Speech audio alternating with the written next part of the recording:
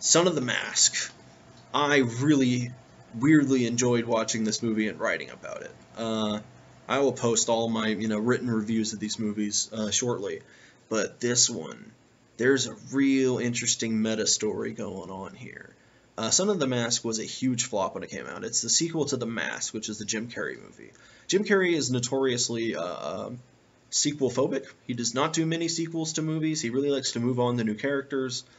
But they did Mask 2 anyway, way after the fact. Too far after the fact for it to still be a thing anybody wanted. Which one, it puts it out of time because it's a movie in the 2000s, I believe, trying to be a 90s movie. But even worse than that is this movie is written by a guy who is a failed cartoon writer. He wrote a few episodes of Ah, Real Monsters and Cat Dog, I think, which weren't particularly great cartoons to start with. But this whole movie sort of is like a love letter to Tex Avery style cartoon comedy, which is an interesting concept to put as the framework of a movie like this. I mean, it could be interesting, except he's really bad at it. Like, he tries to mimic in an adoring sort of way Tex Avery style cartoon humor, but the problem is he imitates it in a way that's basically plagiarism. I mean, there are things pulled directly out of classic cartoons, but they're played in a way that isn't funny, and it's plagiarized. Very disappointing. So there's a lot of that. The movie itself is about a failing sort of cartoonist who misses the days of genuine cartoon comedy, which means, physical comedy like Tex Avery that nobody likes anymore and nobody wants to see because it's overdone and played out. And he doesn't want to try anything new, and it's pretty obvious from this movie he's actually not a very good writer or a cartoonist. So we're following that guy, and we're supposed to empathize with him, and I do kind of feel bad for the writer of this movie, because this is clearly he wrote himself in here, and had his struggles with making movies, making cartoons, that is really the inspiration here. But yeah, the whole writing angle has a lot of, a deep, interesting meta plot, where you can kind of see this guy's failures as a career cartoonist. But yeah, there's an entire section of this movie that's just a cartoon. There's an entire sequence that's just basically a Tex Avery cartoon that's not funny, which is really bad. But to get into why most people think this movie's bad is the effects. The effects look horrible. This is the same effects person or effects team that I think did Cats and Dogs and the Cats and Dogs movies, which are just stupid. They're so stupid. CGI'd animals, and they really push that. The dog character in this is pushed, and it's like a central character of this movie. Jamie Kennedy he's really recovered his career since this, but is a pretty well-regarded stand-up comedian who starred in this, and apparently, I haven't watched this, but I think he talks about it in a recent documentary about hecklers. I think it's called Heckler, and about the effect this movie had on him, where it sent him into a deep depression, and I really can't criticize his acting. He's doing the best he can with the script, and he's not bad, but he knows he's in a kid's movie, and he knows the script sucks, and there's no way this is going to be good. And really, generally, the acting, not so bad, I guess. It's really par for the course. What are you going to expect? Really, this movie is horrible in the writing and the effects. All the mask effects that are overplayed, and, the same stuff you saw in The Mask 1. But yeah, the sort of movie out of time thing, where it's a 2000s movie trying to be a 90s movie to a 90s movie market that doesn't exist anymore, trying to harken back to cartoons from the 40s and 50s, like the golden age of Tex Avery, Looney Tunes kind of stuff. And it's just a jumbled mess. The one thing I do like is they try to establish a backstory to the mask itself that ties into Norse mythology, and the plot actually involves Loki trying to salvage his relationship with Odin by getting the mask back, and there's just this stupid father-son connection. There's this whole plot about the anxiety of becoming a father, and it's bad. Although I would love to think of this movie in the same canon as the Thor movies. That would be amazing, amazingly hilarious. I would have loved to have seen the same actors for Odin and Loki in this movie, but no. Yeah, it's bad. This is one I would recommend watching, just for there's a historical aspect to this.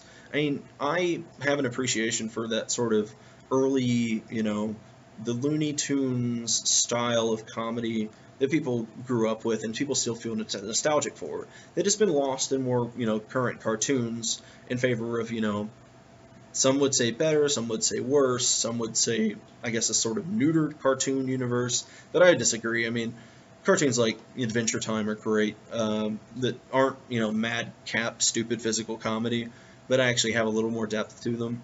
So I'm not totally on that boat of people who are nostalgic for those, but it's interesting to see someone try to imitate that and fail. And this is a very interesting movie to watch for its failed aspects.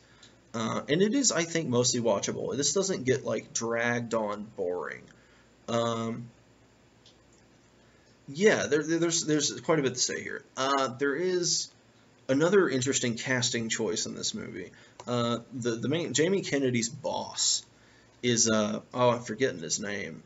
You'll recognize his voice instantly. He was, I think, most famously, interesting enough, he was a very successful stand-up comic, but most known as K. Billy's Super Sounds of the 70s in Reservoir Dogs. He has this iconic voice that comes on radios and stuff, but very deadpan delivery. Joe Egan and Jerry Rafferty were a duo known as Steelers Wheel when they recorded this Dylan-esque pop bubblegum favorite from April of 1974 that reached up to number 5 as K. Billy's Super Sounds of the 70s continues. He plays a skeevy boss really well, I thought. This is another one of those casting decisions I was actually impressed with in a bad movie. Was this guy, just like Wayne Brady in Crossover, actually just pulled off the really skeevy guy really well. The one thing that is interesting in this movie, in a movie that is so cliched, they never have a comeuppance for this character. I don't know if it got cut or something, but yeah, this guy never sees a comeuppance for being kind of a dick, which is interesting. So enough on Son of the Mask. I recommend watching it if you're into bad movies or if you're just interested in, the history of cartooning, I guess. It's an interesting watch, particularly if you want to delve into the meta story a bit and read about it, particularly how it affected Jamie Kennedy's career and how it tries to call back to the old-school Looney Tunes style comedy. It's been sleeping soundly for over a decade. Now, this unforgettable legend that was created by the gods is returning to once again change the face of mischief.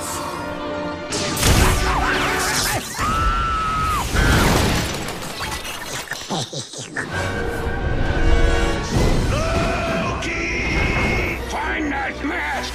New Line Cinema presents Who's the happy baby?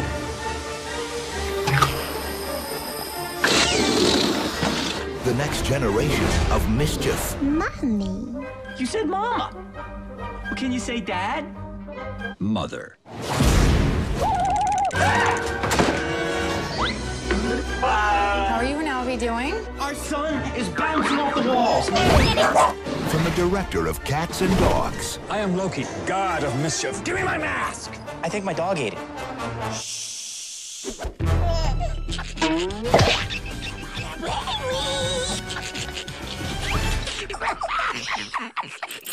This February. What's happening? One mask fits all.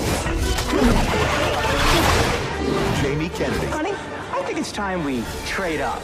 Alan Cumming. This is a fake. Yes, but it's a good fake. Ow. And introducing Otis as Otis the dog. Buckle up, baby! Son of the Mask.